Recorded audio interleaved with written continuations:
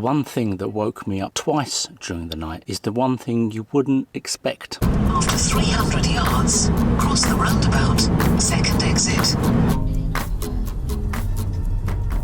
But before I do anything else, I need to really get the car into stealth mode, because at the minute it is totally unstealth. Now, historically, I have tended to find I can't really film when I'm setting up, so I can't really turn the lights on. So I will see you in a magic 1 second when everything is set up and we are good to go.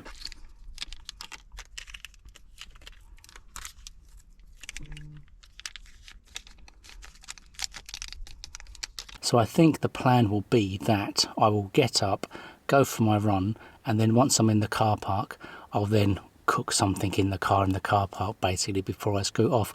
So this will be a slightly funny formatted video. Normally by now I've already taken you for a walk around the area and shown you around, but clearly because this has been a pretty spontaneous car camp, when have you ever seen me go out at 7:30 at night?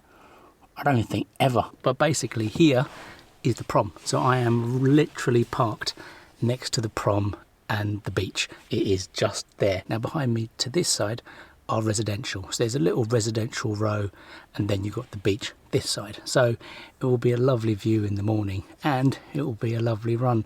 But it just makes for a slightly different video. But to be honest, something you may or may not notice about the videos that I make is that I try to make them different. What I don't want is for every video I do to be exactly the same.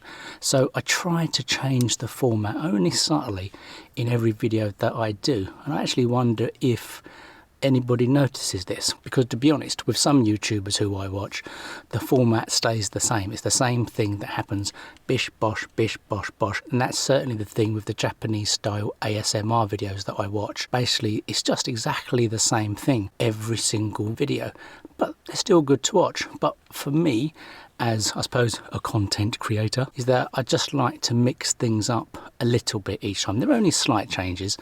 But if you remember at the end of last year, actually my plan was to do much more different YouTube videos in terms of how I structure them and how I format them. Now clearly I haven't achieved that yet, and I haven't really worked on that, to be honest, or thought about how can I make the standard car camping video different. I mean, at the end of the day, I do the same things each car camp, just in a different location. So yeah, I still have that thought going on. What can I do to make these different? But I suppose that's more about me and the creative side to me, I suppose, that it's always good to think about different things, about how you present stuff. And I think it just keeps the videos that you watch a bit fresher, because if they're slightly different each time, it just keeps the interest, I think. But let me know what you think. Now, I don't often do the whole comment below thing, as you know, but do you notice if my videos are slightly different each time in terms of the format? And actually, do you like that? Have you noticed it subconsciously and you like the differences? It's interesting. I'll be interesting to see what you think. But in the meantime, I'm going to stop talking and drink some more decaf. It's better.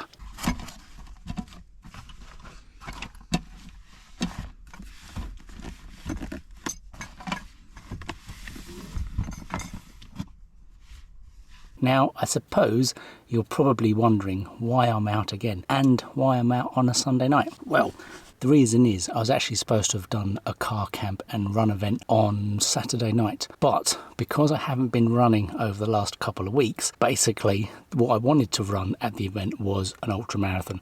So I wanted to do 30 miles. And to be honest, the problem is, with having not run at all for 2 weeks, I knew there was absolutely no way I was going to be able to manage that.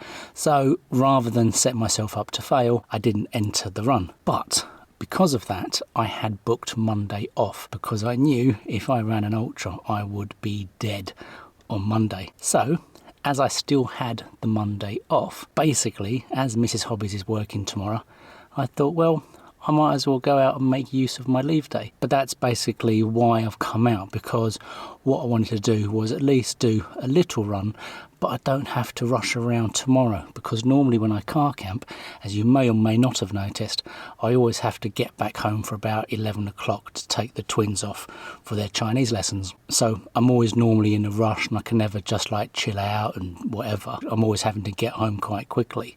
So the advantage tomorrow is that I won't have that, and that's why I can quite happily wait here up till 10 a.m. if I want to, move round to the car park and then go off for a run after that.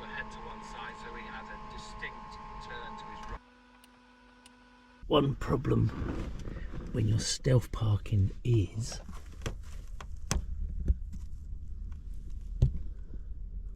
when you have pedestrians sitting on a bench outside your car. Quite interesting, Ash, isn't it, how for all of you who are car camping now, you can actually see the temperature changing. I mean, I've gone from just using the blanket for ages, and then the last couple of car camps, the sleeping bag has been needed. It's quite easy to keep warm, I think, in reality, when it's normal level cold, because you've got all your windows covered with either cardboard or thermo, whatever you've got your blackout curtain across, and it really does keep the heat in. This trusty sleeping bag has actually been sufficient on every car camp. I've only ever had one car camp where I was proper freezing cold, and that was when I was in Minster, and that was the one where I had to wear my hat, my gloves, my scarf, my coat, my Under Armour thermal clothes, socks, everything to keep warm. Have you also ever noticed, on all car camping and van camping videos or whatever, in the morning when the person first starts talking, it always sounds like we've got a cold. I hear it in myself every time. I can see it on my own videos, and I see it on everyone else's videos too. And now I've said it, you will notice it. Every morning shot, people always sound like they've got a cold. So last night was, as I thought it would be, fantastically quiet. All I heard was 2 cars and a couple of people walk past. But the one thing that woke me up twice during the night is the one thing you wouldn't expect, and that is I woke myself up twice by sleep talking so loud. I've never had that before in a car camp where I've woken myself up, where I tend to remember a lot of my dreams really vividly, so clear. In my dream last night, one of my videos went absolutely viral. It got thousands and thousands of views and hundreds of new subscribers, and well, clearly I was dreaming.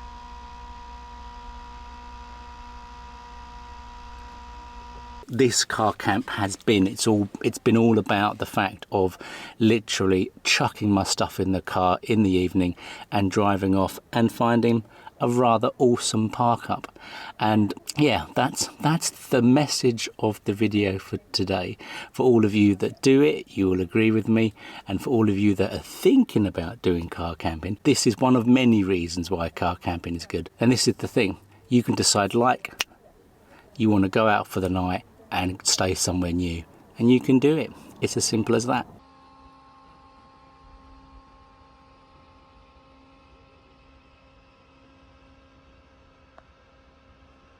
She's wearing a PVC style leather dress in this heat.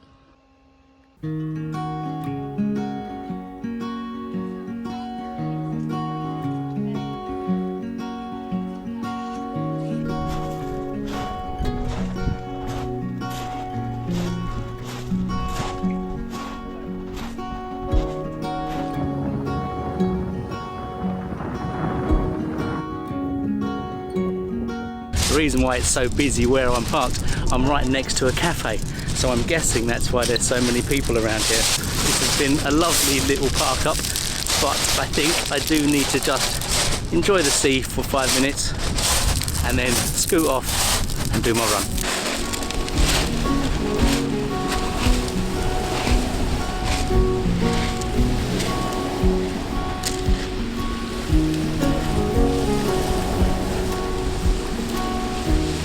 Now, every video, as you know, needs to have that deep and meaningful preachy moment, and I think for this video, this is that moment where you've gone out 7:30 at night, you've parked up in the dark, and then in the morning you wake up to this view. And I think it is safe to say that is absolutely why we all car camp and van camp and whatever, because you have total peace and tranquility. And yeah.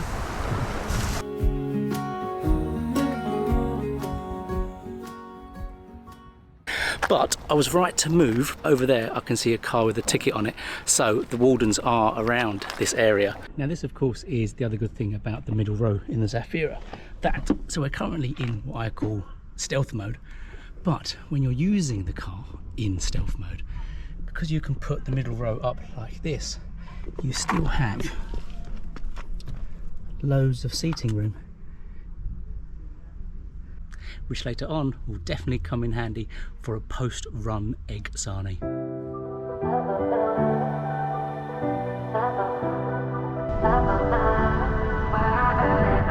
It's safe to say the 2 weeks of not running has had its impact, but I'm not surprised. But it's fine, because the secret of exercise is, as long as you do anything, it's cool. And just do it at your own pace. There's no need to stress, no need to push yourself overly. Take a little break like I'm doing now. I'll start running again in 5 minutes.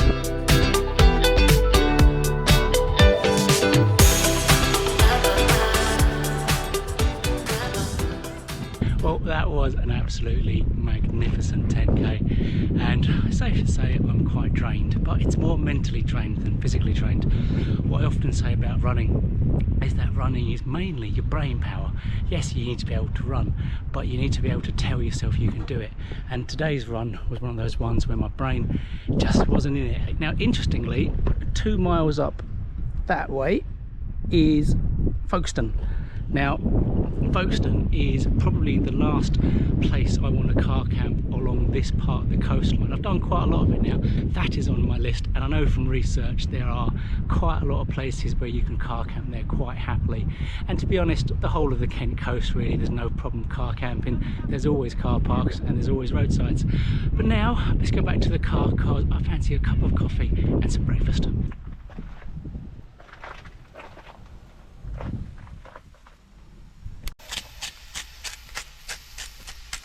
In case you're wondering why I'm cooking inside the car and not outside where it's lovely and sunny, it's because it's too windy basically. And we all know these camp stoves don't like wind, so I thought, well, cook in the comfort of the car.